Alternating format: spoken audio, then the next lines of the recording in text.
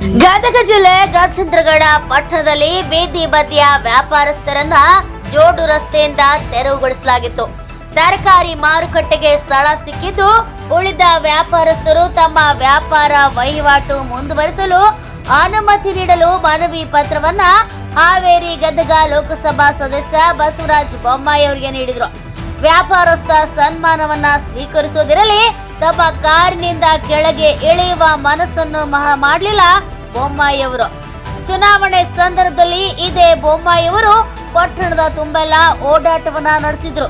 ಆದ್ರೆ ಚುನಾವಣೆ ಗೆದ್ದ ನಂತರ ಯಾಕೋ ಜನರ ಮೇಲಿನ ಒಲವು ಕಡಿಮೆ ಆದಂತೆ ಕಾಣಿಸ್ತಾ ಇದೆ. ಅದರ ಕಂಪ್ಲೀಟ್ ವಿಡಿಯೋಸ್ ಇಲ್ಲಿದೆ ನೋಡಿ.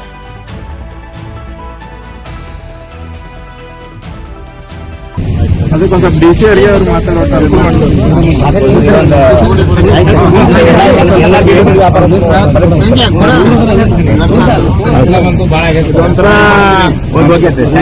ವ್ಯಾಪಾರ ಇದು ಮಾಡೋ ಸಂಬಂಧ ವ್ಯಾಪಾರ ಡಿಮ್ ಮಾಡೋ ಸಂಬಂಧ ಇದ್ರೆ ಎಲ್ಲ ಒಂದು ಅದಕ್ಕೊಂದು ಮಾಹಿತಿ ಏನಾಗೈತೆ sir. NK St4 news bureau Gajendragad.